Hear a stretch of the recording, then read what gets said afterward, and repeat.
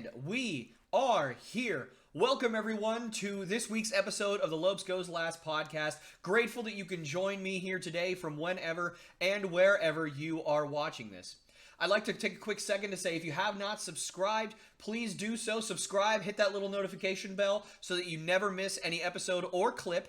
Like the video and share it as well. Also, make sure to follow me on Facebook and Twitter at Lopes Goes Last Podcast on Facebook and at Lopes Goes Last on Twitter. So, I wanted to take a second and just let you guys know I am a little bit under the weather today, so you might kind of see some hard cuts that you didn't really see in the last episode. I assure you, in those, I am probably just dying of coughing, or not. It might just be something going on with my throat. I do feel okay. I'm a little tired. My voice is a little crackly. But other than that, I feel pretty good, so I wanted to get this out for you guys. Just kind of grind it out. Might be a little bit more difficult of an episode this week, but I just wanted to give you guys fair warning in advance. You might see a couple of those cuts. If you do, I do apologize, but it is inevitable. Sometimes we get a little under the weather. Allergies kick in. It happens. You never really know when it's going to happen. So, I want to just get right into it this week, and I wanted to let you guys know that there will be some adjustments that I've made to the podcast this week, just kind of learning some lessons from last week. I'm sure you will notice what those are as we go along. So let's get right into it. First up this week, let's go over the absolutely huge upset that happened on Saturday, or at least one of the upsets that happened on Saturday, right? So the Bengals advanced to the AFC Championship game by defeating the Tennessee Titans 19-16, and I have a lot to say about this game. And honestly, I think it's really only fair to compare not only this game, but for the rest of these games, to just kind of compare that to the predictions that I made last week. So obviously I have to hold myself accountable, right? And I did okay in these predictions. Not my best round, certainly not my worst. So we'll definitely just kind of update everybody on that as we go along. So, obviously, I did pick the Bengals to win this game, so I'm very glad that I took a stance on that. I just didn't believe in the Titans as much as a lot of other people did. I didn't really believe in their number one seed as highly as a number one seed really should be believed in. They had some really rough points throughout the year. I know that they were going to be really healthy. I didn't know they were going to be completely, fully healthy, but I knew that they would be pretty decently healthy going into this game. The Bengals led most of this game, but quite honestly, it felt like it was going to go back and forth pretty much the whole time. You never really felt comfortable, especially if you're a Bengals fan, with what was happening. But Evan McPherson, he continues to live up to his nickname as Money McPherson. 3 more field goals on the road in the playoffs, including, of course, the game-winning 52-yard field goal as time expired. Up to this point, he has not missed a field goal on the road this season. An amazing season for the rookie out of Florida. Just a fantastic season for him. And I think it really bodes well for the Bengals' chances down the road that he's going to keep on making tough field goals as he has all year. Joe Burrow, he threw for over 300 yards, of course. Jamar Chase, he did only have a few catches on the day, but they were very, very big catches, either in big spots or they were long catches with a lot of yards. CJ Uzomah continued to be the security blanket that Joe Burrow has needed all season long. And T. Higgins looked great too. The Bengals defense did honestly a really fantastic job, especially considering the Titans offense this week was about as healthy as they've been all season. And certainly an impressive showing for a Bengals defense that really has not shown that kind of capability all season long. They haven't been bad necessarily, but they haven't been elite, and they showed, times where they could be elite during this past game. But I still think that we need to address some of the problems that the Bengals had. One of them being A.J. Brown, of course. A.J. Brown was not stopped in any way. A.J. Brown pretty much did whatever he wanted against the Bengals defense, but ultimately, of course, it did not matter. But, of course, the biggest elephant in the room for the Bengals is, of course, as I said last week and as I've said for months and months and months on end now, if you know anything about me and my stance on the Bengals, it is their offensive line. I think you all know where I'm going with this. It really showed itself on Saturday. Joe Burrow was sacked 9 times on Saturday, and it was brutal to watch. It was tied for the most sacks in a single playoff game ever. That's not a fluke either. Like, that is, you have to earn that. There's only been, I believe, 5 other games that has happened in the history of the postseason. So certainly, that is not a fluke. Now, I will say the Tennessee front is definitely not average, right? They are, of course, above average, probably top 10, top 12 in the league this year. Jeffrey Simmons was an all-pro this year. He had a fantastic year. He really stepped up. Harold Landry is very, very talented. He's really been stepping up the last couple of years. Former second-round pick. Danico Autry has had a pretty decent career. I think he's been in the league now 7 years. Tied his career high this year in sacks with 9 on the season. Former Colt, now Titan, of course. But other than that, honestly, they don't really have a lot of star power on that defensive line. You know, they're not like a Buffalo Bills or a LA Rams or a 49ers. They're not one of those teams, but they are, of course, still very, very good. But still, they got 9 sacks against the Bengals this week. It was absolutely brutal. And honestly, you know, I can't blame it all on the offensive line, right? It's always never just on one person or one front. You know, some of it's on the play calling. I think the commentary alluded to it quite a bit throughout the game where, you know, if you do see that your offensive line is not holding up, you got to start calling some screens, use that aggressiveness against them, you know, start calling some shorter routes, start getting some hot routes for your receivers so that, you know, if there is a lot of pressure, you can get the ball out quickly. And the Bengals did that sometimes. But quite frankly, it wasn't nearly enough to give Joe Burrow a chance consistently on pretty much every play. And, you know, I will say it's not 100% on the offensive line, but I would say it's about 90% on the offensive line and only about 10% on the play calling. Maybe 8% on the play calling, maybe 2% Joe Burrow not getting the ball out. Whatever percentage you want to add to it. The point is, it is vastly, you know, the vast majority, it's going to be on the offensive line. Absolutely. No doubt about it. There was actually an instance, I think it was in the late third quarter, where Harold Landry was actually just double teamed. Like, they just were like, all right, we're just going to put 2 guys on him. Harold Landry's really killing us right now. We're just going to put 2 guys on him. And Harold Landry got around the first guy, and then the second guy just kind of came in. Just basically, you know, he's 300 plus pounds. He just kind of, you know, shoulder bumped him a little bit, and Harold Landry just went right through these 2 guys in a matter of a couple of seconds. Now, I know usually sacks only take a couple of seconds to happen anyway, but against a double team sack's going to take probably 4 or 5 seconds, and that's going to usually probably be a coverage sack. But this one took about 2.5 seconds. I mean, it was as if he didn't get blocked at all. It was really, really frustrating to watch. He just, you know, Harold Landry just flew in there and just sacked Joe Burrow with the greatest of ease.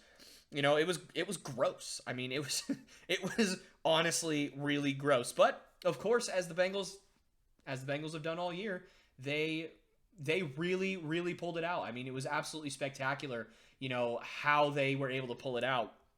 And they've done it all year. And of course, you know, I did tweet out earlier, if you guys did see that it was the first time since 1967 that a playoff team had won a game despite giving up 9 sacks. And the first one was in 1967. So, you know, it just was, it's an outlier. It is an absolute anomaly. And what you may not know, as I said before, I think, is that, you know, this is the 5th time that that's ever happened. In terms of 9 sacks in a playoff game. This is the 5th time that's ever happened. So, you know, when you're a good team, you just don't give up that many sacks. It just doesn't happen. But somehow the Bengals have gotten here and they are this good despite having a horrendous offensive line. The Bengals offensive line, quite frankly, if you just kind of look at it objectively, they turned in one of the 5 worst performances in the history of the NFL in terms of the playoffs, and they won the game. Unbelievable. It's wild. And it honestly, you know, again, like I said, it's something of an anomaly because, you know, their defense played excellent. But, I mean, again, offensive line was just absolutely, absolutely terrible. And, you know, like I said, the Titans offense was at full strength for the first time in quite a while. And I really didn't, you know, when the game started, I kind of saw that and I was like, ugh, I don't know if the Bengals are going to have what it takes to stop all those guys, but they did. They stepped up and for the most part, they stopped them, except, of course, for A.J. Brown. And they're moving on to the AFC Championship game. And as for the Titans, I mean, there's not really much to say. There's just too many turnovers in this game. Ryan Tannehill had 3 interceptions, you know, and you can't really blame the defense. You know, 9 sacks. I mean, what more do you want? You know, they really held Joe Mixon you know, he didn't really have a lot of yards either. But honestly, I think the 2 contentions here is, again, you can't blame the defense because the defense played very well. One of the best offenses in football the Bengals were this year, and they were held to 19 points, and of course gave up 9 sacks. And then of course Ryan Tannehill played pretty bad. He made a couple of good throws, but honestly, he just really didn't play well for the most part. In terms of where they go from here, I think they could use some more talent at linebacker, especially with your stud linebacker Rashad Evans being a free agent after the season. Not sure if they're going to be able to retain him, especially with all the money going out on offense right now. They definitely can use a little bit more help in the secondary. I do not really trust Janoris Jenkins, or as he now goes by, Jack Rabbit Jenkins, to be your number one guy for many more years. He's getting up there in age. They definitely could probably use some more tight end help after Jonnu Smith left last year in free agency. And certainly they could use a little bit of offensive line help too. Their offensive line wasn't too bad this year, but I think honestly most teams could probably use a little bit of offensive line help. So they could certainly look to add that late in the rounds. But I think they'll be fine. They may be good for a few years here. They certainly have a pretty decent foundation with, Derrick Henry at running back, A.J. Brown at wide receiver, a pretty good defense, but here's the thing. I just don't think that Ryan Tannehill is going to be able to lead them to a Super Bowl. I don't think he is. I don't think he's the A guy that you're looking for, and sooner or later, I think the Titans are going to have to realize that too, and they're probably going to have to move on from him. But for now, we will just have to see. And moving on, the second Saturday game, another really, really good game. 4 really good games this weekend. I mean, certainly I was really hoping that it would be like that, but just some fantastic games. And the Sunday games were on another level. I cannot wait to talk about that. But before we get to that, of course, the 49ers did stun the Packers in Lambeau 13-10. And the Packers, I appreciate it. They actually chose to give their fans a week off as to when they usually lose in the playoffs, which would usually be the NFC Championship game. So certainly, a big thank you to them. But, no, I'm only joking. But, hey, if you like sacks, I'll tell you what. This weekend was for you. If you are a sack person, I mean, just an unbelievable weekend for QB sacks, certainly. I feel like, I don't know if this has been said before, on some other channels or on television or anything like that. But, if it has, don't like out me, don't call the police. But, I'm going to dub this Saturday Sacker Day. Because if you like sacks, man, there were plenty of them. A total of 19 sacks between the 4 teams on Saturday. Of course, as I said, 9 of them being the Titans. But both the Packers and the 49ers really brought the heat to the opposing quarterback in their game as well. And I would say 19 sacks is more than enough. I think that's enough sacks for everybody. But again, in all seriousness, the 49ers, they didn't play well. I mean, their defense played well. Their 49ers, the offense didn't play well. At all, really. But, of course, they had to make one drive at the end of the game to seal it, and they did. So, I mean, how much can you really say about it? All they had to do was get down the field a little bit, set up Robbie Gould, who's been phenomenal in the playoffs. I don't think he's actually missed in the playoffs, if I have that correct. But you know what? I got to eat a little bit of crow here. I did pick the Packers, of course. I thought that, being at home, I figured that the two teams were reasonably evenly matched, and I still stand by that statement. I think they, of course, you saw it in the game. They were very evenly matched, and, I kind of picked Aaron Rodgers to lead them down the field when it counted and Jimmy G to not, and, of course, what happened was the exact opposite. So, again, I got that flat wrong. I will own it. Absolutely. And Jimmy G figured it out. They proved me wrong, and they proved a lot of other people wrong too. And they're going to be moving on to the NFC Championship game. So, obviously for the Packers, another disappointing end of your season. Where do you go from here at this point? I don't really know. I mean, what happens to Aaron Rodgers? Is he going to stick around? I don't know. But I do have to say this. I've defended Aaron Rodgers for a very long time. I've kind of taken him away from the blame of what the Packers have done over the last 10 years because he is just so good. And, in this game in particular, it's easy to kind of make more arguments that it wasn't Aaron Rodgers' fault, right? He didn't play amazing, but he played pretty well considering the circumstances that Lambeau brought to him. It was very icy. The wide receivers couldn't really run a lot of routes as crisp as they usually would. The defense played really, really, really well. And so, just kind of comparing that to years past when we have blamed the defense, we have blamed his weapons, we have blamed whatever the case may be, the coaching staff, anything that you can think of, again, the defense played fantastic. So, it's not their fault this year, like it has been in years past. Aaron Rodgers has the coaching staff that he's wanted and that he loves and supports. And so it's not on them this year. So once again, where does that leave you? Well, you've got the offense, and then you've got special teams. Special teams played terrible. I mean, let's be honest. They played terrible. Blocked punt in the last few minutes of the game. Green Bay had been leading the whole time. Blocked punt, return for a touchdown. That ties the game. Boom, boom, boom. 49ers go down the field. Game over. All it took was one stop for Packers offense that hadn't scored since the opening drive, or at least scored a touchdown since the opening drive. And then it was just kind of being relatively okay enough to drive down the field and get a field goal. But also, let's look at this. Here's another argument that you can make. Aaron Rodgers completed 20 passes on the day, and 18 of them went to Devontae Adams or Aaron Jones. 18 out of 20. I mean, that's 90%.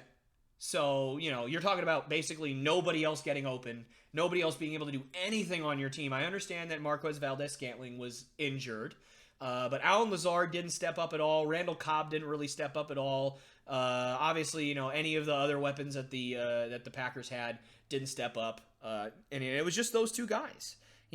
Nobody else was getting open.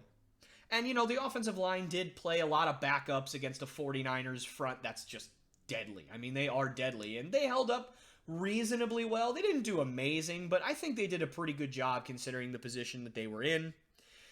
And so, again, you can kind of look at all these different things of, the weapons not getting open, the offensive line being backups, the special teams playing horrible.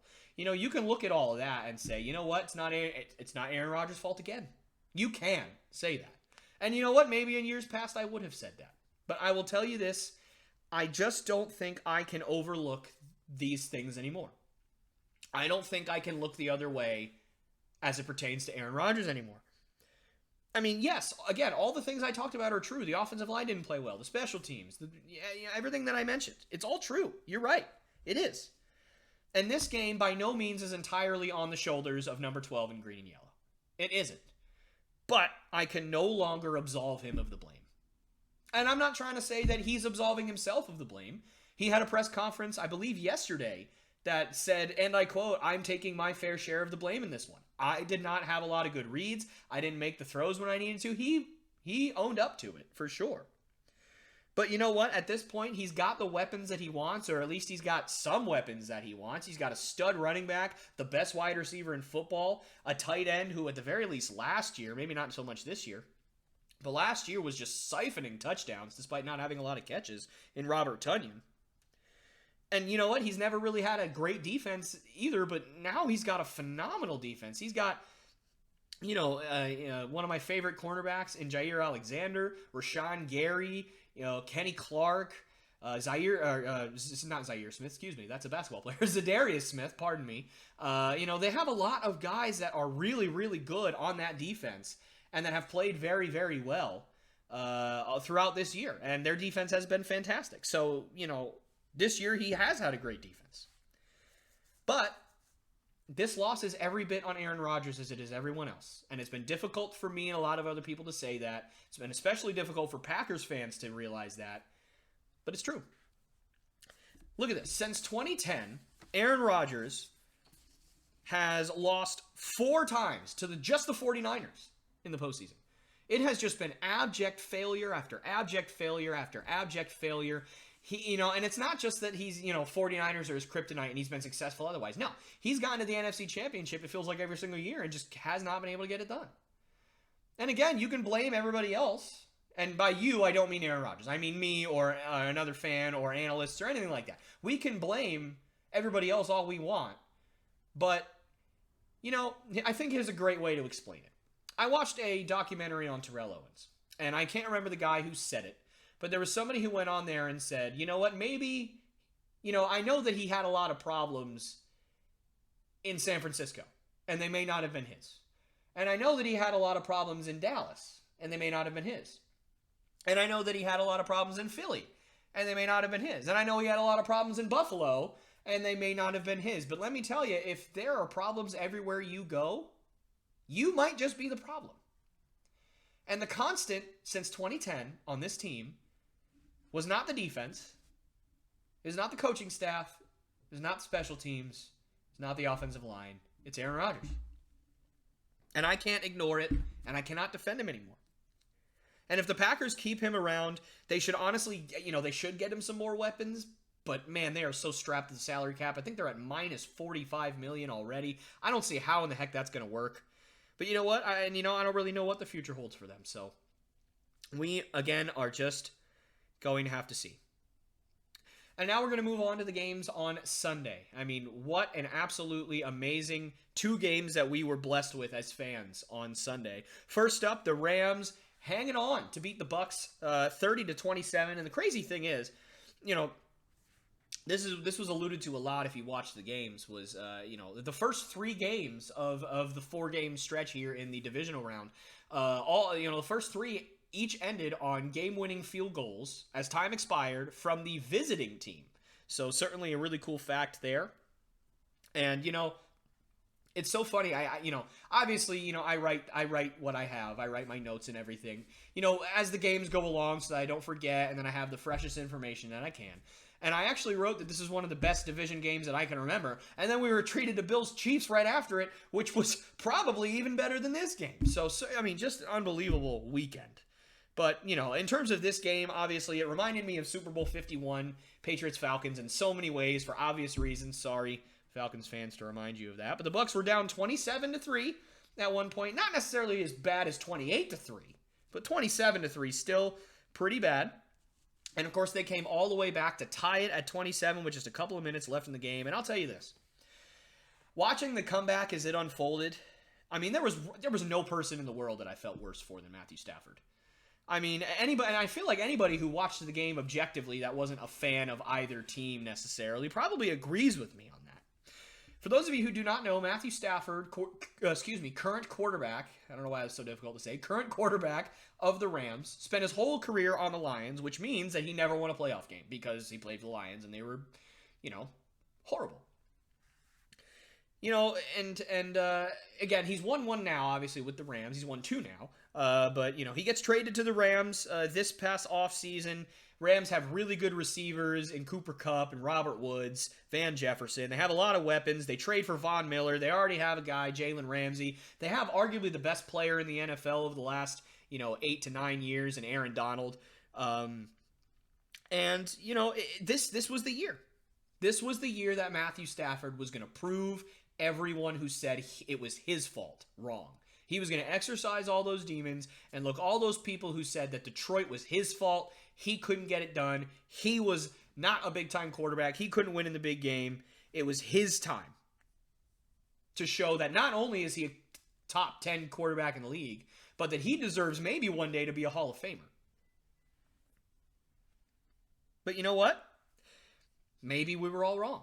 Maybe it wasn't on Matthew Stafford, because you never really know until you see it, right? I mean, he did have a couple of chances with the Lions. I think he went to the playoffs 2 or 3 times with the Lions and just never really did anything with it. He never really got them any farther than they were supposed to. Now, somebody like me would say he didn't have any talent around him other than Calvin Johnson, but you know what? Maybe it is on him. I don't know. We haven't seen him succeed. And this was supposed to be the year. Sunday happened. I mean, look at what happened on Sunday. He had the Rams up 27-3 on the Bucs, one of the best defenses in football, led by Tom Brady, and he took them out back like an old dog that couldn't walk anymore, and he was about to put a bullet in the Bucs season. And then, of course, in Matthew Stafford's eyes, probably the worst possible thing that could have happened started happening. The Rams had 4 fumbles in the second half, and none of them were on Matthew Stafford. None of them. Cam Akers fumbled twice, once at the 5-yard line, and another when all you had to do was get a couple of first downs and ice the game. 2 huge fumbles at this point. Cooper Kupp, your Triple Crown winner at receiver, most receptions, most receiving yards, most receiving touchdowns in the league. He's supposed to be sure-handed. He's the guy that you wake up at 5 o'clock in the morning and you go meet him at the facility every single day. He's the guy that stays late. He's the guy that knows that offense almost as good as you do as a quarterback. He's supposed to be your most dependable guy. And he fumbles in a key opportunity time. In a key and inopportune time. And the center then inexplicably, right after the Bucks turned it over, just snaps the ball 150 feet over Matthew Stafford's head. Matthew Stafford wasn't even looking. 4 turnovers, and of course the Bucks recovered all 4 of those fumbles and used those fumbles and used the momentum and used the opportunity in the field position to get right back in the game. And I felt terrible for Stafford. I really did. Because despite the fact that it wasn't all on him at all, I mean, it was not even that it wasn't all on him, it was barely at all on him. You know, maybe 5% of it was on him if you want to kind of blame him for the high snap, I guess. But of course, the narrative would have still been Matthew Stafford can't win the big one. And that would just break my heart.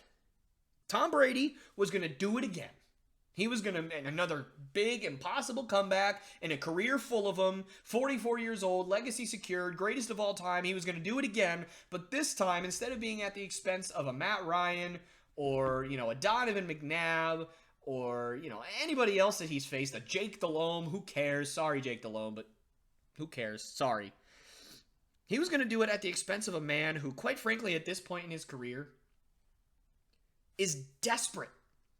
Matthew, you could see it in his face at the end of the game. He is and was desperate to show that not only can he play at a high level, but that he could be a Hall of Famer one day. But it didn't happen. When the team needed it the most, Matthew Stafford dialed up a couple of big plays to Cooper Kupp, including a 44-yard reception to get them into field goal range.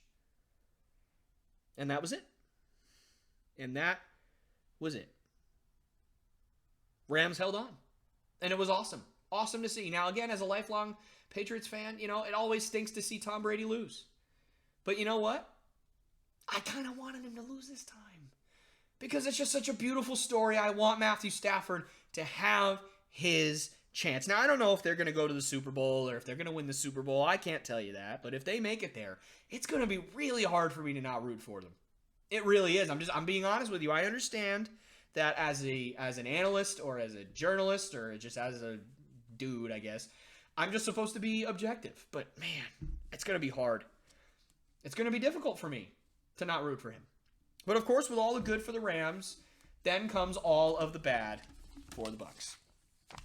And the comeback was fun, but you know, the Bucks really, I mean, they didn't deserve to win this game. They didn't. No, they didn't. They played terrible for most of this game.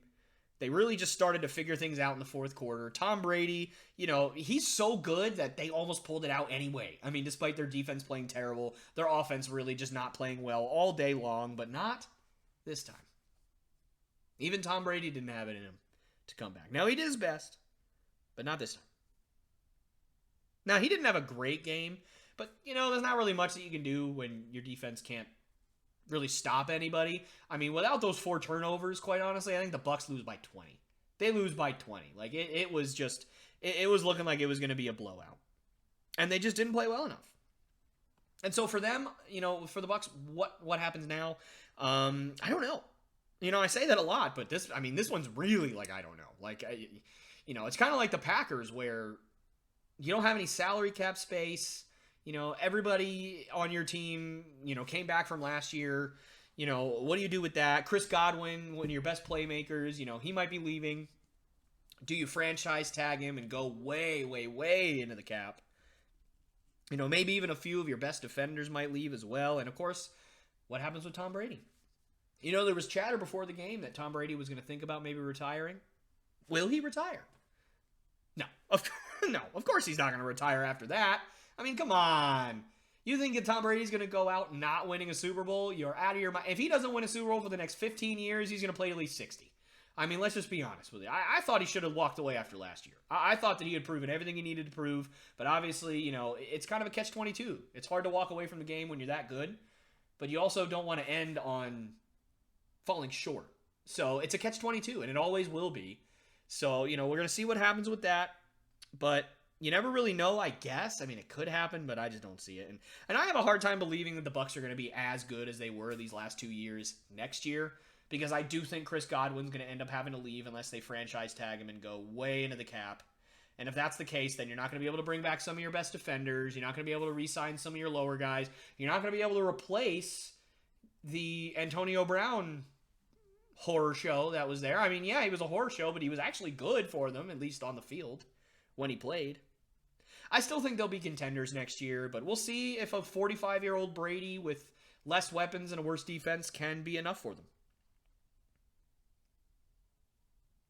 And finally now, I want to talk about the Chiefs and the Bills. Man, what a game this was. So, the Bills did lose to the Chiefs 42-36. And I know, you're like, Tyler, why'd you say the Bills lose? You've been saying, the Chiefs win or the 49ers win. No. The Bills lost 42-36. And it was a crazy game. 25 points scored in the final minute and 54 of regulation. And, listen, I said last week that I would take Gabriel Davis over Kendrick Bourne. And I know that there was probably some people that were like, no, what? What are you talking about? Kendrick Bourne's way better than... Well, Gabriel Davis rested my case for me on Sunday. He just absolutely balled out, became the first receiver in NFL history to have 4 receiving touchdowns in the same postseason game. Just fantastic job from him. But my heart goes out to Josh Allen. It really does. I say that genuinely. Like, I understand that I'm a Patriots fan. I get that. So any Patriots fan that's watching this right now is going, why? Shouldn't you be happy that the Bills didn't win the Super Bowl or win this game? You should be thrilled. You shouldn't want somebody in your division to win it. But, how can you not after last night? How can you not root for him? Josh Allen last night gave it absolutely everything he had. He left it all out there. And it's easy to see when an athlete's kind of coasting. It's easy to see when an athlete's not giving it their all or when they don't want to be there. It's easy to see that. But not last night. Not with Josh Allen. Absolutely not. His defense just completely let him down last night. They were supposed to be the number 1 defense in pretty much every category this year. And they got a 40-burger dropped on them by the Chiefs. Now, I know the Chiefs are great, but the defense has got to play better than that. They've got to play better than that, especially when your offense is dialed in like it was. But again, Josh Allen just gave everything he had. You could tell. You could see the emotion on his face. Every time they scored, you could see the relief and you could see the emotion on his face. You could tell with how his teammates ran up to him and hugged him immediately once, the minute 54, once that time started ticking down and the Bills kept scoring, you could see it. You could see how the coaching staff would hug him for a really, really long time on the sideline. You could see it. And you could see how bad he wanted it. And I think the worst part was when they converted the 4th down touchdown with 13 seconds left to take the lead in Kansas City. You could see it wasn't as much emotion, but it was relief. After all the heartbreak of last year, feeling like you could have beaten the Chiefs, you finally did it in the playoffs. You finally did it when it counted. You could see it on his face. But then the number 1 defense in the league, or at least it's supposed to be for the Bills, let the Chiefs go down 50 yards in 10 seconds, setting up a very makeable field goal that tied the game. And then, of course, the Chiefs won the coin toss in overtime, and an absolutely gassed Bills defense had to go back out there after giving up 50 yards in 10 seconds. And the guy who gave everything he had, the guy who genuinely believed he had won them the game in 13 seconds, because again, the Bills had the number 1 defense and there was 13 seconds left. If you watch the game, the commentators weren't even giving the Chiefs a chance until the first big play that they made. They were thinking it's over. It's over. And they were thinking, and then even after the first play, they were thinking, hey, you know what? We're gonna have to kick like a 60-yard field goal. Nope. It was like 40, 48 yards, 45, whatever it was. Very makeable. And the guy who gave everything he had to just sit there and watch as his dreams got crushed. An opportunity slipped through his fingers, and he could do absolutely nothing about it. And this isn't the first time we've seen this either. The Patriots have benefited from this multiple times, twice, in fact. Once against the Falcons in Super Bowl 51. I'm so sorry, Falcons fans. I know, I'm torturing you. But, I mean, it's true. And then again, against the Chiefs in the 2018 AFC Championship game. Both times the Patriots went into overtime. Very hot on offense against a very tired defense. Won the coin toss, scored a touchdown, other team. Despite, I think both times, the Chiefs probably had the number one offense that year. And I know for a fact the Falcons had the number one offense the year that they went to the Super Bowl. Both times the number one offense had to sit on the bench and not be able to fight for their team. And now as a Pats fan, of course, I loved that. I mean, I thought it was the greatest thing ever. I mean, yeah, we win. Cool. But objectively, as a football fan, that's a terrible rule. It's a terrible way to end a football game when one part of your team doesn't even have a chance. And it showed itself again on Sunday. And now the Bills, they have to go home for the second straight year after losing to the Chiefs. Only this time, they have to have the bad taste in their mouth that they had victory in their grasp and couldn't finish. Because an unbelievable offense didn't have a chance to stop it from happening. It's heartbreaking. It really is for them. Now, again, none of this is to say that the Chiefs didn't deserve it, of course. And they made every single play that they had to make. They played phenomenal. Tyreek Hill is a monster. Travis Kelce with a few really big catches down the stretch. Of course, the game-winning touchdown. And I just don't see how anybody's going to stop them. I mean, I don't see how anybody's going to stop the Chiefs. I mean, the Rams may have a chance with their defense. But, that's what I said. That's what I said about the Bills. I honestly thought the Bills would, I didn't think the game would be that much of a shootout. I thought it'd be like, I don't know, 35, 34. Like, I don't know. I thought it'd be at least a little more reasonable than 42-36. I guess it's not that big a difference. But, again, I thought the Bills would have a shot, number one defense in the league, and they just got 42 points dropped on them. But, congrats to the Chiefs. They'll be hosting the AFC Championship game. But, again, I feel terrible for Josh Allen.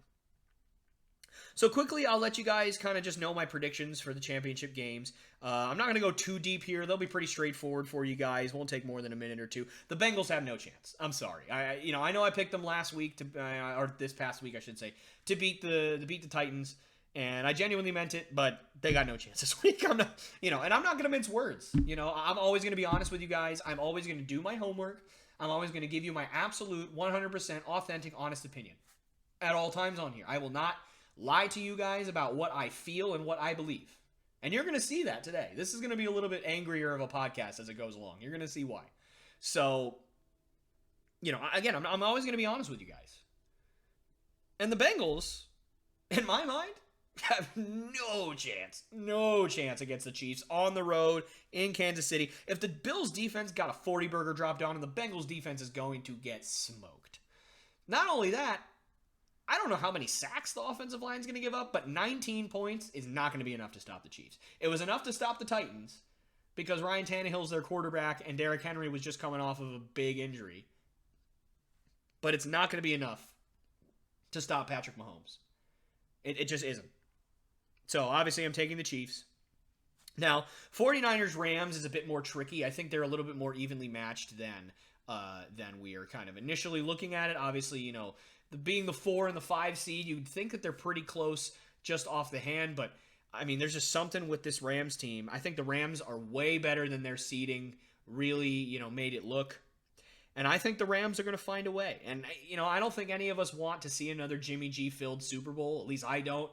Obviously the 49ers do because that means their team's going to the Super Bowl. But I don't think any of just classic, objective NFL fans want another Jimmy G Super Bowl. And so, honestly, as a fan, I need the Rams to win this one. And not just because I don't want to see another Jimmy G Super Bowl. I want Matthew Stafford to finally have his chance, even if they don't win. I just want to see him get there. I want to see him be able to experience that. So, again, I'm picking the Chiefs. And I'm picking the Rams, and that's what I think the Super Bowl is going to be this year. All right. So that's going to be it for current events. And now we're going to move on to this week's episode of Tough Talk. And so as promised last week, if you did stick all the way to the end of my last podcast, you will have known that I promised that I was going to talk about the lockout this week. Now, I do have a lot of strong opinions on this, so if you disagree with them, feel free to tell me in the comment section below. I'd love to be able to get into, a very friendly debate with you guys. And I promise it's not going to be something where, we're going to be yelling at each other or anything like that. We will disagree on stuff, I'm sure, but, that's the point of this. It's, if you guys to interact and to ask questions and to tell me things that I'm wrong about or to tell me things that you guys think versus what I think, and then we have a discussion about it. That's the beauty about sports, is we can disagree on it and we can be fans of different teams, but we can still all love exactly the same thing and come together because of it. So certainly, again, feel free to, talk to me in the comment section about anything that I have to say. But again, warning, this is going to be a little bit angry at times. Fair warning. All right. So, for those of you who do not know, there is a work stoppage going on in the MLB right now.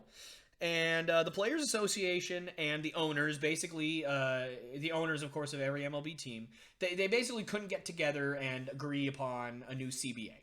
And so now there's a lockout. So what's a CBA exactly? So a CBA, essentially, is when it stands for a collective bargaining agreement. And basically what that means is it's a set of rules where, owners can kind of put rules in place for the players, and the players agree upon these rules, and it kind of distinguishes, again, like the rules of the MLB, the rules of baseball, and that is the agreement that you play under. Now, the CBA kind of gets refined and retooled every few years, usually about every 5, but it's been a little bit different, obviously, with COVID and everything. The last few years, they've had to come up with a CBA pretty much every year. And I wanted to just take a few seconds and kind of explain a couple of things and give you my opinions on everything that's going on. And so, like I said, there is a lockout going on. And, what does that mean? What is a lockout? And, again, a lockout is kind of when, the owners and the players can't get along, or at least can't agree on stuff, and now the players cannot really do anything. So, I kind of wanted to just kind of paint a picture for you guys, because there's a lot of things that could happen when this thing happens. So, when players and owners cannot agree on a new CBA, there's a few different things that can happen. And I kind of wanted to explain what those things are, and so I can more accurately describe what a lockout is. Because I'm going to be honest with you guys, I didn't really know what the difference between a lockout and a strike was before I started looking into it. So I think it's safe to say, if I didn't really know, there's probably a good percentage of you guys out there that may not know the difference of what those things are. So I kind of want to just go into that. And so, again, when owners and players can't come together by a certain deadline, which I believe this year was December 2nd, if I remember correctly. But nonetheless, that's not really super important. But when they can't come together, there's a few different things that can happen. One, which is that the owners and players then get together and agree to play one more year under the old CBA. And both the owners and the players, again, agree to that, and then they revisit discussions for the CBA the next year. And again, that is clearly not what happened here, otherwise there would not be a work stoppage. Another option, and I think this is the option that a lot of people think is happening, and a lot of people just kind of assume that when there's a work stoppage, this is what happens. And basically, what happens is if the owners and the players get together, and the owners try to get the players to play under the old CBA, and the players decide that they don't want to do that, which has happened multiple times in history in a lot of major sports. So when that happens, the players then go on strike. So the players initiate a work stoppage by going on strike. And again, that is not what is happening here. The players are not initiating this, and they are not going on strike. The third option, the last option, and the one that is happening right now in today's MLB, is called a lockout. A lockout is initiated by the owners, not the players, the owners. And basically what that means is the owners refuse to allow the players into their team facilities, and they refuse to allow them to play until a new agreement is agreed upon. And the players are virtually powerless to stop it. They can't really do anything about it. They can't fight it. They just kind of have to hope that the meeting goes well. So a lockout kind of entails a lot of different stuff. And by the way, before I get into that, I did want to shout out a fantastic video that I learned a lot of this stuff from. And I didn't want, if you guys had seen it, I didn't want you guys to think that I was, kind of saying a lot of the things that this YouTuber was saying and, just stealing it, because I am going to talk a lot, about a lot more stuff than this video talked about. But I did want to shout it out because it is a fantastic video and I did learn a lot from it. Baseball Doesn't Exist. Fantastic YouTuber, really great channel. I like a lot of their stuff. They made a video called Why Baseball Will Be Canceled in 2022. Certainly a fantastic video. Again, he really lines out those three options that I just gave you guys really well. Helps explain kind of what's happening with this year's CBA agreement, or disagreement, I should say, in general. So if you guys don't really want to scroll through a bunch of articles like I did and watch MLB Network for 4 hours to kind of figure out what's going on, watch that video. I'll link it in the description for you guys, so certainly go check him out. He's done, again, a fantastic job on this video and on a lot of his videos, so go check that out. So, like I've said already, the owners have now locked out the players. So what does that exactly mean? This means that the players are not really allowed to access the team facilities. They're not allowed to be paid. They're not allowed to play. And they're not allowed to sign any new free agent deals. So everybody whose contract expired for their old team now cannot have discussions with new teams or with their old team and sign a contract. So they are jobless pretty much right now. So again, the players have no choice in any of this. So it's really just been kind of rough for them, but like I mentioned earlier, a lot of people look at this as the players doing this, and the players going on strike, which again, not at all what's happening here. This is completely, started by the owners.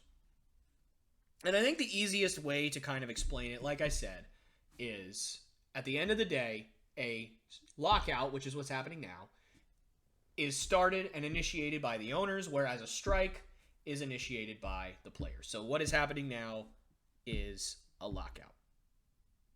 And I know I explained it a few times. My baseball people are like, dude, we get it, get on with it. But there are a lot of people on here that don't know the difference, that don't follow baseball. So just trying to explain it as much as I can and as clearly as I can for those people who do not follow baseball as much. All right.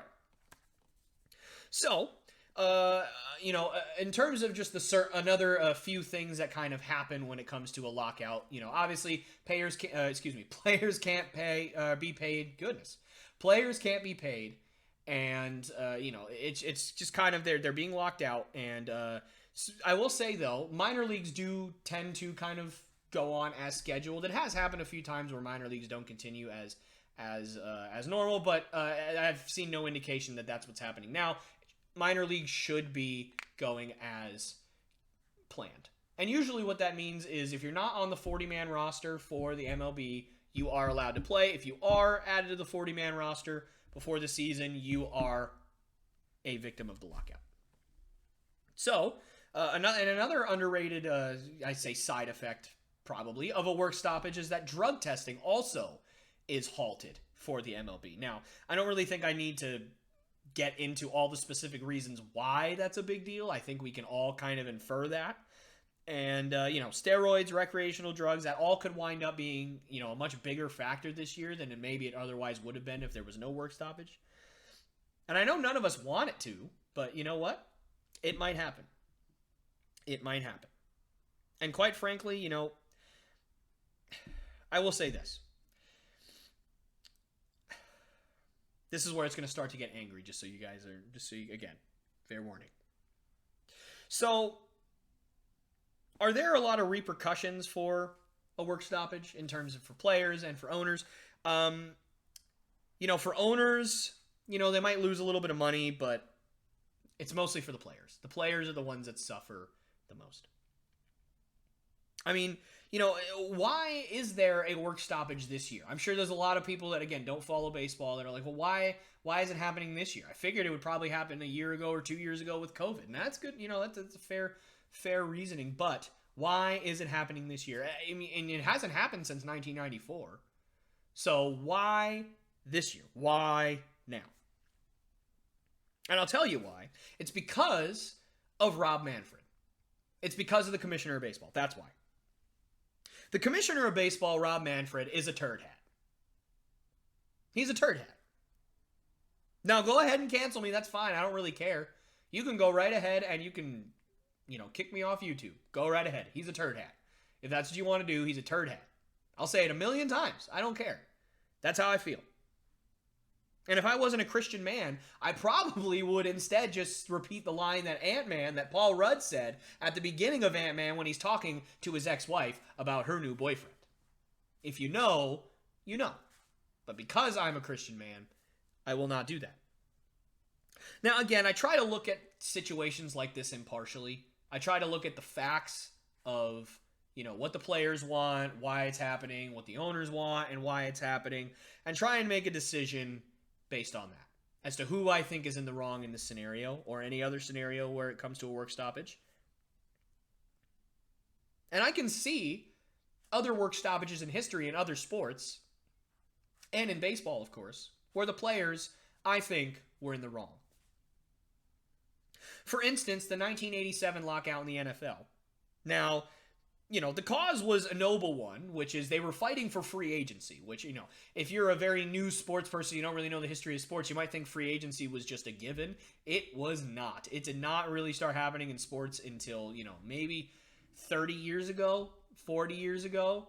So it wasn't always the case where you could just leave a team. If you were drafted to a team, chances are you were probably going to have to stay there for your entire career unless they traded you. So again, the cause was a noble one, and it was one worth fighting for. But the way they went about it was just horrible. And the players certainly paid the price for it. So basically what happened in 1987, the players decided to go on strike 2 games into the season because, they weren't getting paid enough, or they weren't getting the free agency rights that they wanted. And the players thought that it was a great idea. And the reason why was because the NFL was like, okay, well, we're in the middle of a season. We've got all these TV contracts. We've got to put something on the field. So the NFL decided we're going to put replacement players on the field. We're going to put just random dudes on the field. College players, CFL players, just random, your plumber, might be fixing your pipe in your kitchen on a Saturday and then going and playing for the Eagles on Sunday. Like, it's just, you never know. You got a bunch of people. And the players looked at that and went, hey, this is a fantastic idea because the owners are going to cave, because the NFL, again, has all these TV contracts, and these TV companies, they're going to freak out because they're going to be losing a ton of money in all this. And that's going to force the owners to finally cave, get the players back with the things that they want. Sounds foolproof, right? But it was not. Because what the players thought would happen, which is, again, that the companies would freak out because they'd be losing a ton of money, it didn't happen. The companies didn't lose money. They actually made money because people were so invested in these replacement players. Like, oh, is my 19th brother-in-law going to be playing football for the Patriots this week? Like, it was crazy. And people really wanted to tune in and see really terrible football. So eventually, the players were powerless because the owners were making money without them. And eventually, they caved. They wanted to play football. They realized they weren't going to get anything out of it. And they came back. Didn't get anything they wanted. And they lost a lot of respect from NFL fans and from owners. It was brutal. It was certainly brutal. Just terrible, but despite that being a pretty good example of players kind of being in the wrong, in this case of this year's lockout for the MLB, in my mind, virtually 100% of this year's lockout is a result of Rob Manfred being, and again, I really cannot stress this enough, a turd hat. Now, I know some people may think that this is the players being money hungry again, and I can understand that instinct reaction, especially for people that saw a lot of lockouts in the 80s and 90s in major American sports and thinking, oh, God, not again. Like, these players, all they want is money, money, money, money, money. I get it. I can understand that instinct, but I can promise you, I can assure you that in this instance, and you may even say rare instance, that's not what's happening here. I can assure you. Now, again, this is not to say that players don't make a lot of money already, and sometimes it may be, ridiculous that they want more. I can understand that. But again, let's dive into some numbers here. Let's dive into the facts about players making money. So, since 2019, so just 2 or 3 years ago, the average MLB player salary has dropped 4.8%. Not gone up 4.8%, but gone down 4.8%. Now, I know you're thinking, how's that possible? How is that possible that it's gone down? And how in the world did I not see that? How in the world did I not figure it out? Because the MLB does a great job of making you believe that the MLB players get more money and get more benefits and get more this and get more that than any other person in the world. They really do a good job of skewing the media and the numbers to make you feel like the players are getting everything they want.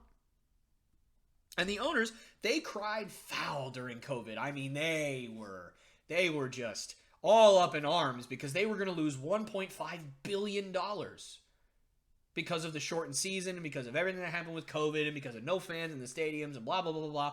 Yeah. And you know what? They did lose a lot of money. It actually ended up being more like $1.1 billion. It wasn't quite as bad, but still a lot of money for sure. But that's not what I really want to focus on right now. What I do want to focus on is this statistic.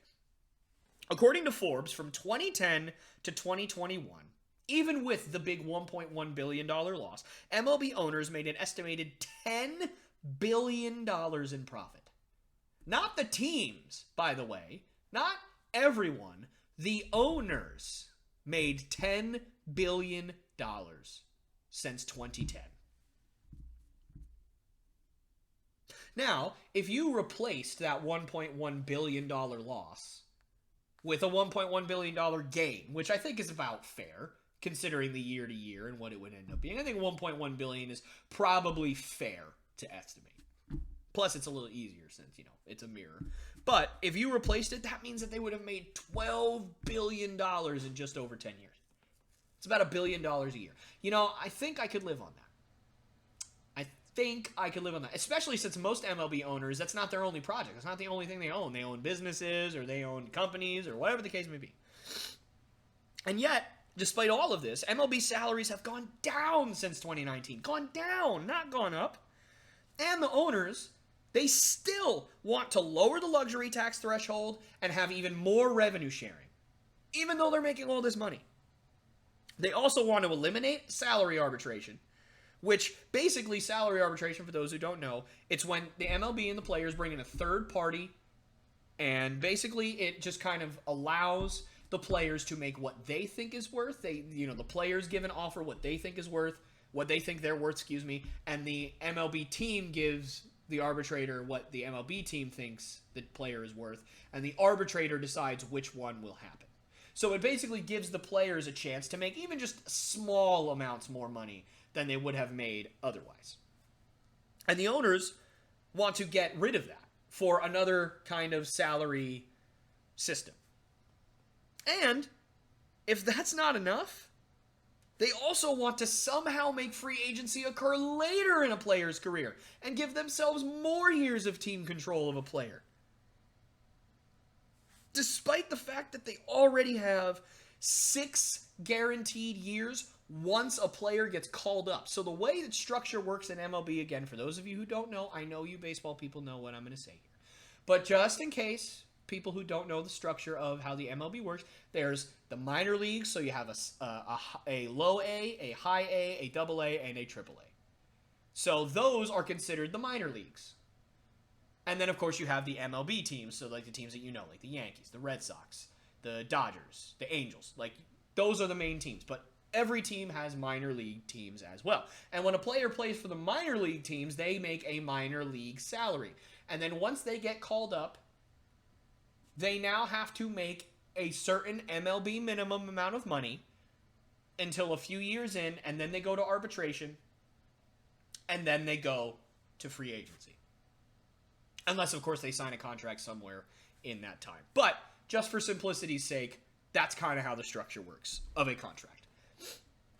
So, a guy could be in the minors until he's 25. He could get drafted at 17, play in the minors until he's 25, then get called up, and then at 25 years old, a team still has 6 years left of team control on that player. So if a guy gets called up at 25, he might not reach free agency until he's 31. Now, that doesn't happen all the time. That does happen, though, but it doesn't happen all the time. Usually a player will probably reach, 27, 28, 29 years old, maybe even old, somewhere in that range. That's when they're going to reach free agency. Now, this might sound horrible, but the owners, again, it just frustrates me to no end. The owners now are trying to mask that by saying that they're going to penalize teams that intentionally mess and, deliberately screw with a player's service time. That's the kind of overarching term for keeping a person under team control for that many years. It's called service time. And so if a team deliberately messes with service time, that team will get punished by losing draft picks or being fined or being, GMs being suspended, whatever the case may be. Now, that might sound great on the surface, but to me, I do not fall for crap like that. I just don't. I'm sorry. I can't, because somebody please, somebody in the comment section, somebody text me, whatever, somebody please explain to me how you're supposed to be able to tell that. Somebody explain to me how you're supposed to call out somebody for intentionally messing with a player's service time. Because to me, all you have to do is say, that guy's not MLB ready yet. And there goes that. There goes that argument. There goes that investigation. How the heck are you supposed to argue with somebody on that? You can show a guy stat after stat. A guy could be hitting 380. A guy could be slugging 720. A guy could be having a 520 on base percentage. He could have a .8 ERA. He could have 58 strikeouts and 29 saves in 28 innings. It doesn't matter. Because as long as a GM or an owner or a coach or whatever says, we don't think that guy's MLB ready because blank, how are you supposed to call them out on that? The only way you're going to be able to is if some idiot like Kevin Mather literally just proudly admits it on a podcast that that's what he's doing. That they're not going to call somebody up until this date because then we're going to get an extra year of it. Unless you literally admit to it on a podcast like a dope, how are you going to call somebody out on that? Someone explain it to me, please. I'd love to hear what you guys have to say about that. But to me, I just don't see how that would possibly stick. How can you prove that? And again, like I said, most MLB players are not reaching free agency until they're 27, 28, 29. And again, I just laid out a scenario that happens, decently often where you might not reach free agency until you're 30 or 31. And then at that point, teams are now unwilling to pay a player and give a player a contract that's 8-10 years long, because by the end of the contract, they're going to be in their mid-30s, late 30s, maybe even 40s if you're somebody like an Albert Pujols. Like I said, this is going to be very, very, parts of this are just going to be angry. It's ridiculous. Honestly, it really is ridiculous. And if you get rid of the arbitration, like the MLB owners are thinking, or at the very least, even if you shorten arbitration and get rid of one arbitration year and replace it with another renewable year, another year of guaranteed team control, whatever the case may be, now you have 6 or more, depending on how it would look, guaranteed years that a team can pay a guy basically nothing or whatever they feel like. And then when he finally gets his chance to be a free agent, other teams are not going to want to pay him because he's old. It's ridiculous. It's ridiculous. And again, none of this is to even mention the stupid pitch clock and playoff expansion that no one asked for and no one wants, that the owners and Rob Manfred are trying to push. And again, Rob Manfred, the turd hat that I mentioned earlier, he's representing the owners proudly in this scenario. He agrees with all this stuff. And again, I know it sounds a lot like I'm blaming Rob Manfred for what all the owners want. And I am. But for me, he gets most of the blame. He gets most of the blame because he has to represent them.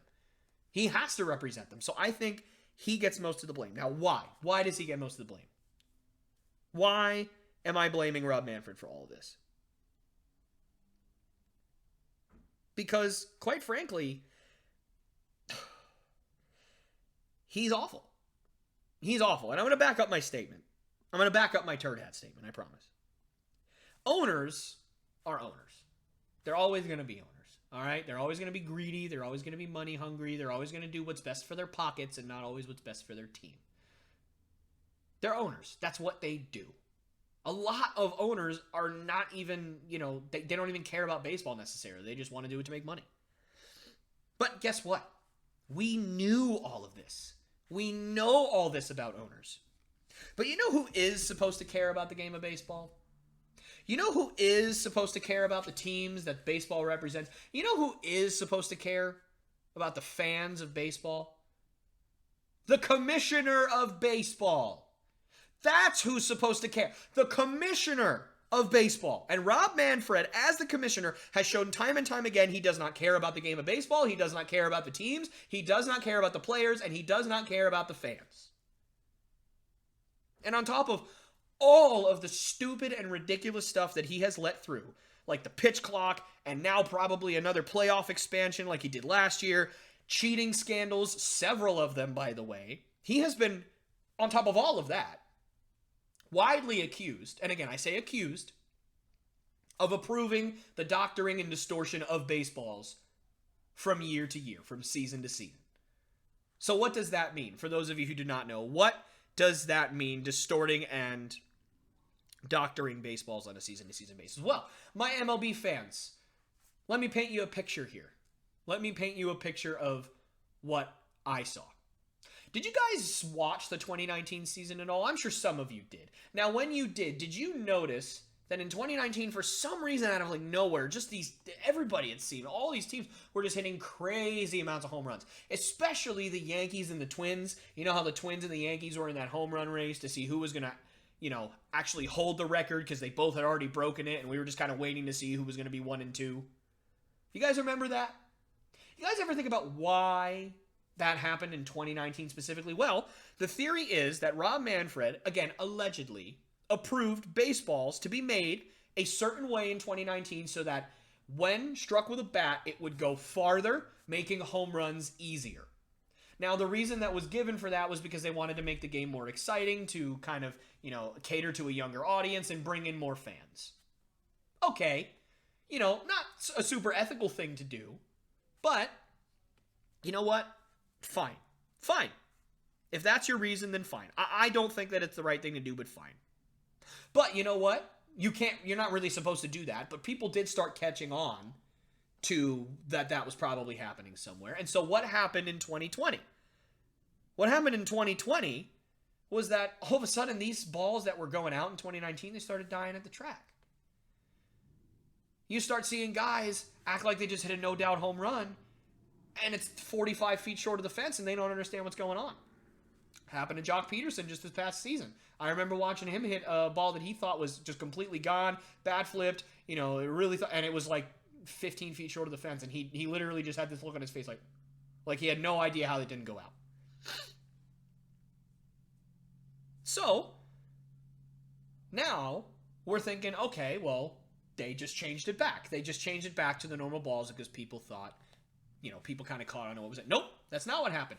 Apparently now, Rob Manfred approved these balls being doctored in the opposite direction so that pitching was more prominent and that there would be more strikeouts and less hard contact in 2020 and 2021. But then in 2021, during the season, as you MLB fans know, it felt like there was a no-hitter every other day. I mean, pitchers were just dominating. It was boring. People were just turning off games left and right. They really didn't want to watch anymore. There was no really good hitting. And so what did Rob Manfred do in that scenario? What did he do? Did he admit that, we doctored the balls too much, or we shouldn't have done it at all, and we're going to fix this next season? What did he do? No, he didn't do any of that. What he did was he then decided to make a rule change in the middle of the season with players having no time to prepare or adjust or anything like that, because apparently now, after years of this happening, pitchers rubbing sticky stuff on their hands and on their hats and, on their jerseys or whatever, and on their belts, whatever the case may be, apparently that was what was ruining baseball.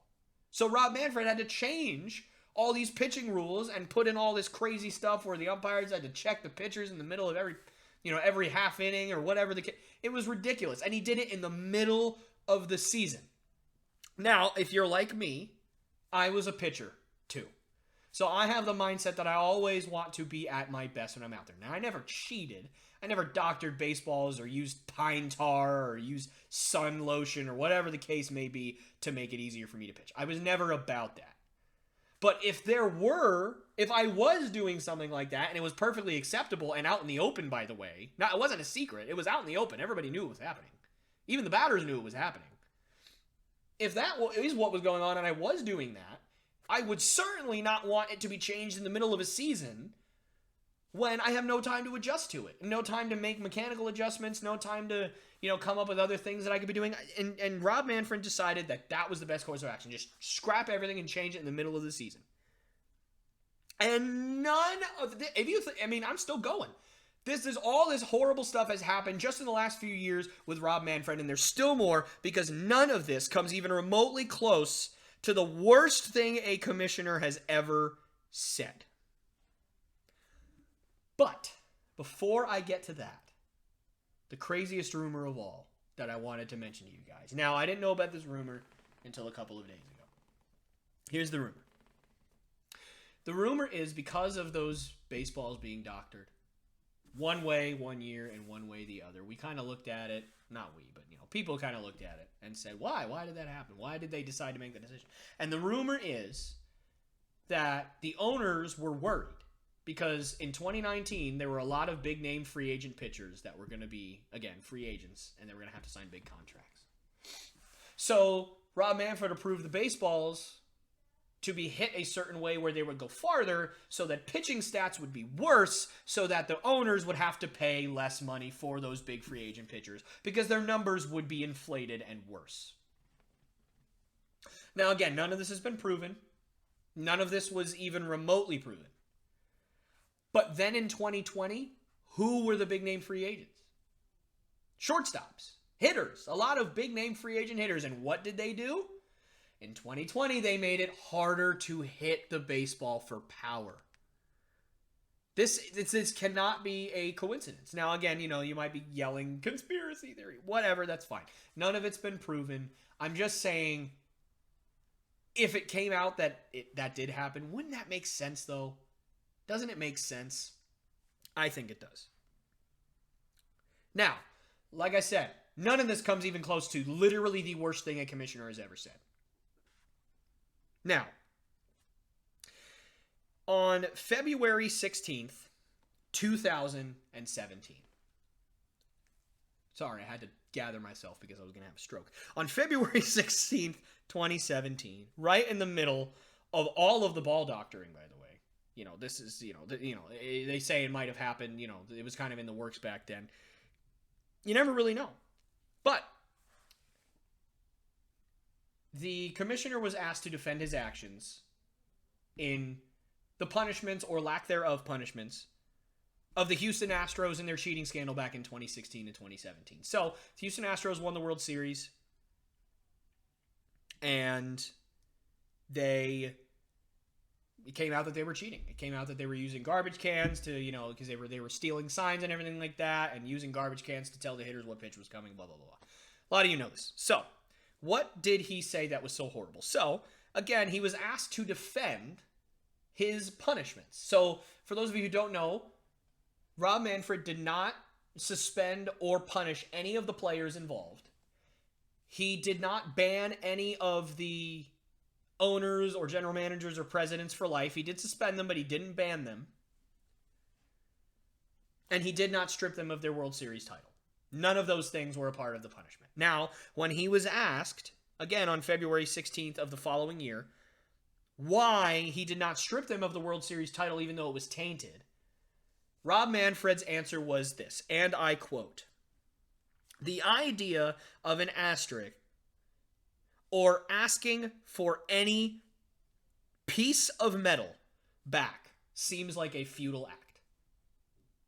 Rob Manfred, the commissioner of baseball, literally called the World Series trophy, the thing that every minor leaguer, independent ball player, major leaguer, kid, teenager, young adult striving to play baseball, why all of those people spend their entire lives working out, practicing for hours a day, playing 162 games a year if you stay healthy for all of them, traveling the country, going on planes, most days of the season, or traveling crazy long hours on buses, being away from your family for months on end.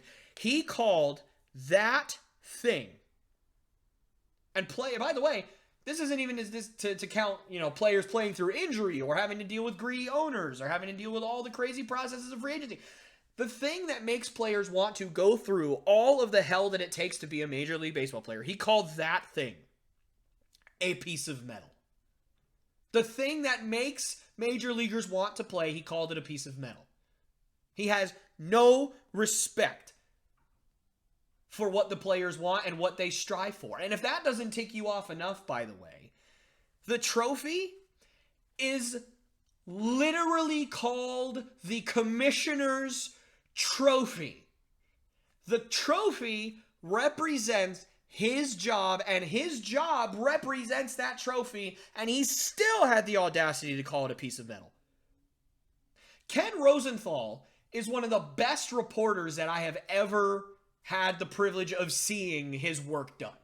I never got to, see it in person or anything like that, but he, from all accounts, was unbelievably hardworking. He was honest, he said what he felt, and he was very, very trustworthy. And he was just recently fired because 2 years ago, he was, calling out and kind of being critical a little bit of Rob Manfred in an article that he wrote.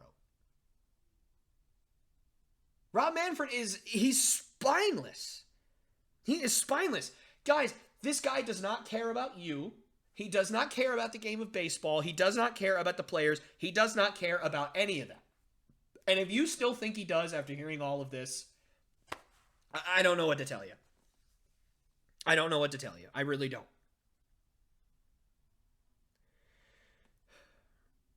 And you know what?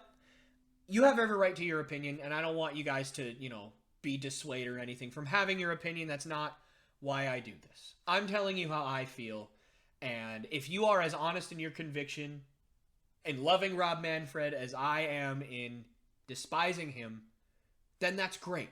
If that is the case, I would love to hear what you have to say in the comment section below. I'd love to have a discussion. I would love to hear all of your points laid out for me so that I can better understand. But I just don't see it. I just don't. I really don't. So with everything that I've talked about during this and, trying to figure this whole thing out in terms of the lockout, how can there be a compromise? How can we fix all of this that I've discussed? So, I think to start, how would I, Tyler Lopes, fix the CBA? How would I start the proceedings? How would I approach the meeting if I'm the MLB and if I'm the players? And how do I think this is going to go? That's what I want to focus on right now. So I kind of want to give a logistical argument as to where I think that this should go. Now, I will say this. By the time you're watching this, this might be completely out of date because as of today, when I'm recording this, full disclosure, on Monday, so the Friday or the Monday before you're going to see this, that's when I'm recording. So the MLB players and the owners did meet today for the first time in quite a while, and they made some progress. So, and they're going to meet again on Tuesday, which is when I'm going to put this clip up. So by the time you guys see this clip, who knows? This might be completely out of date. But as of right now, there's been no discussion, or not no discussion, but there's been nothing agreed upon yet. So I'm going to just kind of give you guys how I would approach this. First things first, the universal DH, I think, is the first thing that has to be included. Sorry. I mean, I know that there's going to be a lot of baseball purists that don't want that, but I think that there's enough, I think there's enough people on both sides that want it that I think that's got to be the first thing that's included. And plus, I think it's inevitable. I really do think it's inevitable. It's going to happen eventually. I really thought it was going to happen last year, and I think a lot of other teams did too, which is why they probably made some of the personnel moves that they did. But, I think that's what the first thing has to be, is universal DH. They already have the DH in the American League. You got to have one for the National League. I think that's got to be the first thing that you put in. Secondly, I think that both sides need to check their ego at the door. I think that both sides, the players and the owners, have to stop asking for stupid things that they know they're not going to get. All right? Both sides. This is not just the owners, not just the players. Both sides are asking for things that just are not going to work. The owners need to stop trying to push free agency back for even longer. And they need to stop trying to get rid of arbitration or replacing it with another salary structure, whatever the case may be. Stop that. Stop doing that. It's not going to happen. The players are not going to be able to work with that. And as the players, you need to stop asking to eliminate the luxury tax altogether, because it's never going to happen. It's never going to work. It would be disastrous for the game of baseball if there was no luxury tax. And they also need to stop thinking that they're going to be able to get rid of revenue sharing. I just don't think that getting rid of revenue sharing is a great idea in general, especially in baseball when you have, I think a big difference between basketball and baseball is, a lot of free agents in basketball, they go to a certain city because of the prestige of that city, the prestige of that franchise itself, or the players already there that are talented, whatever the case may be. But every team has the same salary cap. Every team has the same amount of money they can spend. So it's not an unfair scenario in terms of the money that they have. If everybody wanted to go to Memphis, then everybody would go to Memphis. But right now, everybody wants to go to like Milwaukee, Philadelphia, Los Angeles, New York. Like, that's where everybody wants to go because they're really good. Most of those teams other than Milwaukee are, big time cities, where there's a, big market, big advertisement, whatever. But in the MLB, not only do teams in smaller markets like Oakland and Tampa Bay have that they have to go against, whereas people wanting to go to the Dodgers, people wanting to go to the Yankees, people wanting to go to the Red Sox, people wanting to go to the Angels because they're all in big cities and they have prestige as franchises. A team like the Mets even, that aren't necessarily all that great every year, but they're in New York. Not only do the small market teams have to compete with that, they also have to compete with the fact that they don't have nearly as much money as those teams too. So I just think that revenue sharing, getting rid of it is a stupid idea because now those teams are screwed completely because they're never going to make any money. And second of all, I think that honestly, this might be unpopular, but I think there should be more. I think there should be more revenue sharing. I think that we should help those small market teams be able to compete more. I mean, look at Tampa Bay and Oakland. They are good enough to be in the playoffs, or at least be close to the playoffs, pretty much every year, despite the fact that they don't have any money to pay players. Feels like every 2 or 3 years, Oakland is just getting rid of all their good players because they can't sign them. And in 2 or 3 years, maybe even this year, they might be getting rid of all their good players again. And they haven't gone anywhere in the playoffs because they don't have any money to re-sign them. So I think, honestly, there should be more revenue sharing, but that's beside the point. Nonetheless, I think players should just stop asking for no revenue sharing. It's never going to happen. You need to check your ego at the door. So if I were the MLB, here's how I would approach this meeting. Again, I would give the universal DH. I would suggest the universal DH. Now, I don't know if that's already been discussed. I don't know if that's already been agreed upon. It might have, it might not have been. But that's what I would start with if I was the MLB. And I wouldn't ask for anything in return for that either, honestly. I mean, there's no point. Everybody kind of wants it in terms of, the players kind of want it, the owners kind of want it. Just do it. All right? Don't ask for anything in return. And then, here's what I would do.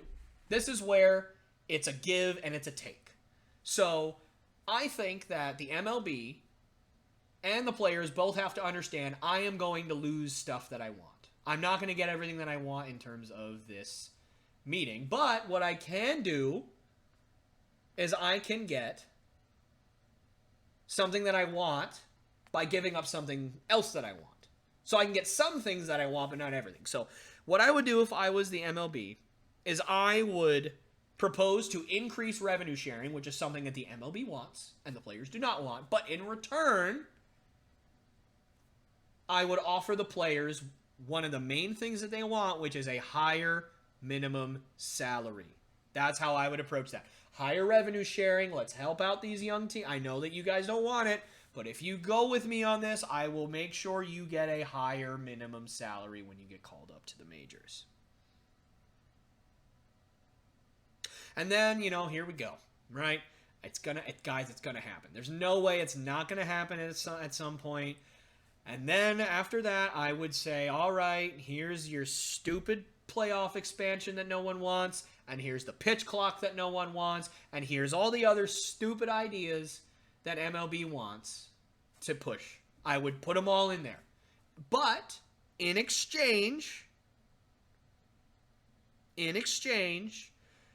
I would raise the luxury tax so that teams can pay players more money when they hit free agency, and increase that luxury tax exponentially every year that the CBA is in effect. So don't just say we're going to expand it by $15 million this year and then leave it.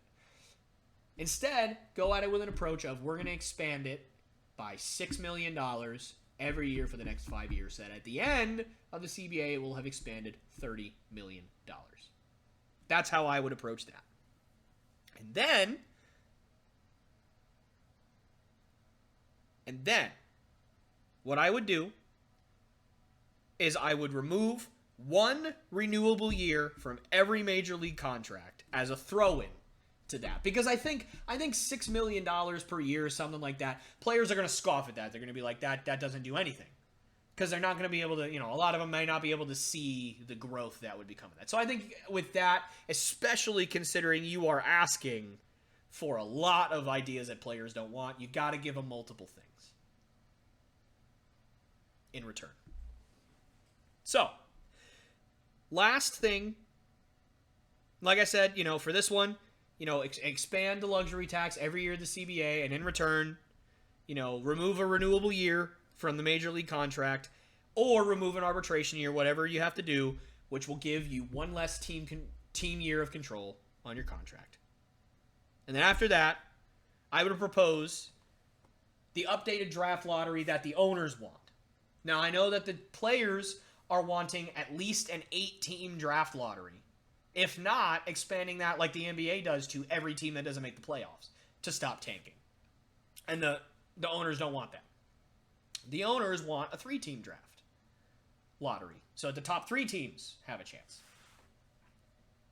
So, if I were the owners, I would say, here's our draft lottery. I know you want more, but in exchange, here is what I will give you.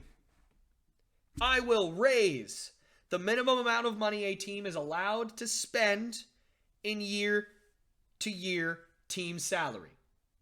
So effectively giving teams an incentive to spend more money year to year. Now, this is not the same thing as luxury tax. I know what you guys are saying. Luxury tax is maximum. Year-to-year salary is minimum. So raise the minimum amount of money that a team has to pay players if they don't want to get punished by the MLB. And if a team consistently loses while being under that threshold, I would say probably 2 years or more. Give somebody 1 year to not really punish them, but 2 years or more is fine. Punish them by taking away international draft pick slots or other additional draft compensation in the actual MLB draft. That's what I would do. That is how I would start the negotiations. And again, it doesn't cover everything that the owners and the players want, right? But you know what? It's a start. It's a start. Both sides are giving up things that they want, but they're getting things that they want in return. Greedy owners in this scenario are coughing up the money that they should have coughed up a long, long time ago. But Rob Manfred and the owners get all the stinking rules that they want to put in there, like the playoff expansion, like the universal DH, like the pitch clock. They can get all that stuff that they want to get done in there anyway and scratch that stupid itch that they have. They can get all that in there, but they are also going to be held more accountable to pay players their fair share, and also they're going to be able to hold each other accountable, as in every team's going to have to pay a certain amount of money for players on a year-to-year basis, which means each team's going to have to be more competitive, which I think is really good for owners. Because guess what? Yes, I know that owners own other things and not just MLB franchises, but they are MLB owners, so they should be held accountable for being MLB owners, and they should be held accountable to be competitive every year. And if you know you're not going to be competitive, then you can take strides towards rebuilding. That's fine. There's a big difference between rebuilding and tanking, guys. But holding someone at least a little bit accountable to be somewhat competitive and at least try every year, I think that's so, so important. Now, I know some of you, if not a lot of you, are probably going to disagree with some of the points that I had, and that's totally fine. I'd love to, talk about this stuff in the comment section. Leave down your ideas of what you think that MLB owners should be doing, MLB players should be doing. Leave all of that in the comment section below. I would absolutely love to continue that conversation. And as far as what I think is going to happen, will we have baseball this year? Short answer, yes. I do think there's going to be baseball. I don't think that they're going to cancel baseball because they saw how much money they lost, they meaning the owners and the players, of course. They saw how much money they lost with the COVID season, with all the shortened stuff and with no fans. They saw how much loss they were going to have, and I just don't think they're going to put themselves through that again, but I do think it's going to be shortened. I think, again, this, you're going to be seeing this on Tuesday, or maybe even later, but I'm putting this out on Tuesday, and, you're probably going to end up not seeing this particular part that I'm saying right now until Friday. So, this might be completely out of date by then, but I just think that Tuesday's meeting is not going to go as well as everybody thinks. I don't think that the players and the owners are going to get along because the owners have to drop some stuff and the players have to drop some stuff, and I'm not sure it's going to happen. And it's really a sad thought because, quite frankly, again, Rob Manfred is a turd hat. And I just can't think of any other way that's better to transition to all things Boston. Now, I wanted to start off this segment by acknowledging an amazing thing that happened this past Sunday. The Celtics really took it to the Wizards. I mean, they really took it to the Wizards. And more specifically, Jason Tatum really took it to the Wizards. Tatum dropped 51 points on the Wizards. And it was really fun to watch. I think he went like 10 for 14 from 3, something around that. He really shot the lights out. And it just goes to show you how talented he is and how good he is. But here's what people are going to forget very quickly until what goes around comes back around again. Before this game, Jason Tatum was mired in an 0 for 20 slump from downtown. Now, slumps happen, right? But he had not hit a three-pointer since the first half of the game against the Chicago Bulls on January 15th. And the 51-point game happened this past Sunday.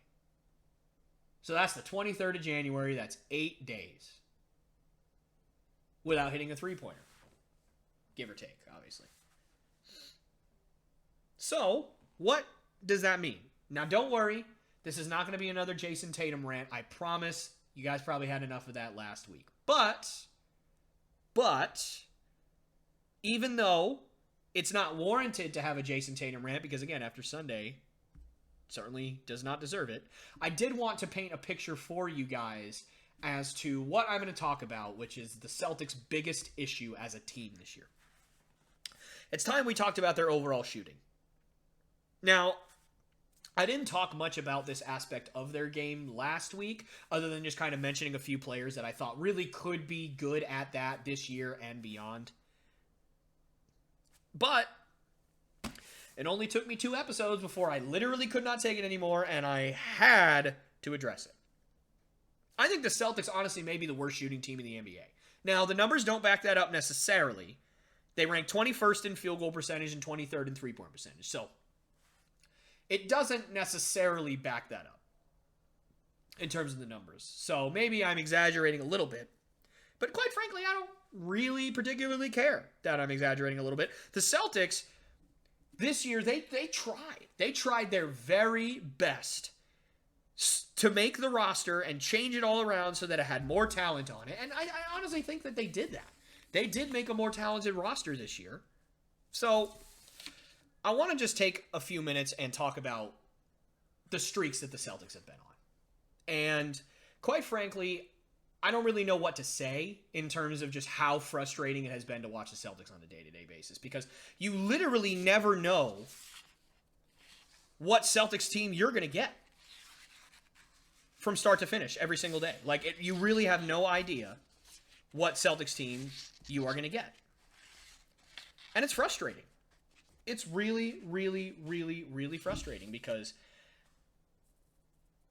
you know, one day you might wake up and they might do what they did last night. They might destroy the Wizards. They might hit 45% from three as a team. Jason Tatum might drop 50. But then the next day, it's awful. I mean, I can't understand why the Celtics can't just shoot from downtown. But I can identify part of the reason. And part of the reason is because, you know, the Celtics, again, did everything they could this year to add more talent to their team. And I don't think really that's much of a dispute. But I think what makes this year so frustrating is that they tried so hard to change the team, but they overlooked shooting so hard. I mean, they overlooked it like crazy. The Celtics, Brad Stevens, and even Danny Ainge at a certain point, they did everything they could to add talent in the offseason without destroying the luxury tax completely and setting them back for years. So there was really only so much they could do. They couldn't go out and get a big-name free agent or anything like that. I mean, they traded away Kemba Walker and brought back Al Horford, who's been steady for them. And I'm sure that some of you basketball fans noticed that last week when I kind of went through the history of the big moves that the Celtics had made and how they had failed, I didn't talk about Kemba Walker. And the reason I didn't talk about Kemba Walker was really simple, but it's also pretty harsh. And it's that his time with the Celtics was insignificant to me. It wasn't frustrating like the Kyrie one was. It wasn't heartbreaking like Isaiah Thomas's was. It wasn't, you know, I think you could also say, again, heartbreaking like Gordon Hayward's tenure with the Celtics was. It wasn't any of those. It was just insignificant to me. They paid him a lot of money. He stunk. They traded him away. That's it. I mean, that's really what happened. He had really no bearing on anything good. He wasn't really a positive force out there in terms of, you know, making the offense run more smoothly or playing good defense. He didn't do any of that. But the one year that he played fully, I mean, the one year that he was really with them for most of it, they went to the Eastern Conference Finals. So, I mean, can you really say that he hurt them that badly? I mean, they were still a really good team. To me, it was just insignificant. But anyways, they traded Kemba away for Al Horford, who's, again, been a great presence on both ends of the floor. And he's a little bit cheaper, so that's a plus for sure. They traded for Josh Richardson. They signed Dennis Schroeder, you know, at a very reasonable price, by the way, just the mid-level exception. And they traded away some of the clutter at the point guard position that Celtics fans were screaming about for a couple of years. And they traded for some guys at the back end of their bench that upgrades, you know, the team should there be a lot of injuries like there were last year. And you couple that with guys stepping up that were already there this year, you know, guys getting better, and then also, of course, re-signing Marcus Smart and re-signing Robert Williams to big extensions. And, the front office did all they could. They did a pretty good job, honestly, especially considering, again, the limited funds that they had. But there's one thing that they overlooked, and, of course, that thing is shooting. It's the one thing that scared me when I looked at the roster at the start of the season. Honestly, they didn't do anything to improve the shooting. At least before Danny Ainge left, the last two draft picks that he had were Peyton Pritchard and Aaron Nesmith. You know, those guys could at least shoot in college. He at least tried to improve the shooting. But Brad Stevens and the rest of the front office this year, they signed all these guys, and they didn't try and improve the shooting. Al Horford, yes, he's gotten better at it over the last 5 years, for sure, but he's still shooting only around 35% on average over those few years, which is still slightly below average, so he's not that great of a shooter in terms of percentages. And everyone else that they brought in or re-signed, if you're talking about somebody like Marcus Smart, you know, they only are shooting at about 30% for their career. Guys like Dennis Schroeder, guys like Josh Richardson. That's way below average. It's way below average. And all of them are below average shooters. And the Celtics, they call it the luck of the Irish, I guess, but they are lucky because Grant Williams has really stepped forward this year in terms of his three-point shooting. He's shooting about 41% from three this year. And incredibly, Josh Richardson is shooting about 40% from three, which is a ridiculous outlier for his career. I think he might have done that like his rookie year, his second year in the league, and he didn't really play all that often. But since he's gotten consistent minutes, he's hovered around 32% from three, and now he's shooting 40%. Granted, he doesn't have crazy amount of minutes with the Celtics anyway, but that's crazy, and it's an outlier. But I don't think it's sustainable for the rest of the year. I think that's going to come down. Because, his career numbers, the law of averages, it's going to go back down, I think. And other than those two guys, every single person on the team is shooting way below their career averages from three-point range. Even Dennis Schroeder doesn't have that great. He's shooting like 26% from three this year so far. Jason Tatum, supposed to be your number one guy, shooting 32% from three this year. As a number one guy, that just can't happen. That just can't happen. Aaron Nesmith, it's supposed to be, your shooter off the bench that comes in and shoots 40% from three and spreads the floor out when, you're going to your bench guys. And he's shooting 24% from three this year. And Peyton Pritchard, your only other guy on the roster that really can consistently shoot, at least coming into the season. He barely plays. I mean, he's shooting okay. He's shooting about 37, 38% from three, but he never plays. It's ridiculous. And no one is willing to shoot off screens even because no one can hit them consistently, and so they just don't even bother running plays for that. So everyone that the Celtics play against, they just guard the paint, let the Celtics kick out to the three, and shoot threes and miss them until they lose. That's literally the game plan. You can see it. And the Celtics, it's so frustrating because they regularly just go ice cold from three. I've never seen anything like it. Even the Rockets a few years ago, yes, they had that crazy playoff game where they missed like 27 three-pointers. Yeah, that was a crazy moment. You know why? Because they had not missed nearly that many in a row. They had never really had a game that year. They were shooting that poorly from three. They were making threes consistently all season long, and so it was justified, even when they were missing, to shoot that many. But this year's Celtics, they will just have like one game a week where they can't hit the broadside of a barn. They couldn't hit water if they fell out of a boat. On December 20, just an example, on December 29th, the Celtics literally broke my brain because they shot 4 of 42 from three. They took 42 shots from three and made 4 of them. It's only the third time in the history of the NBA, playoffs or regular season, that a team shot 40 or more threes and made 5 or less. It's only the third time that's ever happened. And that happened to this year's Celtics team, despite the fact that they have a lot of good NBA talent on that roster. And then on the 19th of January, so just a few days ago, against the Charlotte Hornets, Jason Tatum and Jaylen Brown combined to shoot 2 of 18 from three. And of course, no surprise, they lost both of those games. And again, these are your two best players, and that's the performance that you give? That's the effort that you give? 2 of 18 from three, really? I understand that shooting is difficult. I understand that shooting threes is not an easy thing, especially in the NBA when you're going against the best athletes in the world, the best basketball players in the world. I get it. But you are supposed to be all-stars. You are both all-stars. You're supposed to be leading this team. You're supposed to be taking the step up. You're supposed to be the ones leading by example. And that is the effort that you give the rest of your team? The leaders of the franchise. That's the best you could come up with. And you know what? Every time I get a little bit of hope with this team, every time I see something like what happened on Sunday, every time I see Jason Tatum drop 50, every time I see the Celtics beating a really good team, I sit there and I have hope. Every time I see them win 5 out of their last 6, I feel like they're finally turning the corner, and then Jason Tatum and Jaylen Brown shoot 2 of 18 from 3, and it's gone. It's all over. It all goes away. And it's depressing. I'm going to move on before I have a stroke.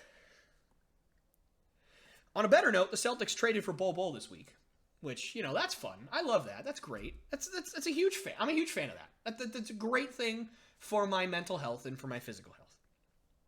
Now, hopefully, he gets healthy and he'll actually get some decent minutes because honestly, he's already one of the most talented players on our team right now and probably our best shooter, if I had to guess. Maybe not, but he's up there. He's a really good player, and I'm really excited to see what he can do with his opportunity if he does get a fair opportunity. And they also got PJ Dozier in that trade as well. So another solid role player. Will be really, interesting to see what kind of role he has on the Celtics. Again, they're a little bit of a deeper team, especially at the guard position. So I'm interested to kind of see what they do with that.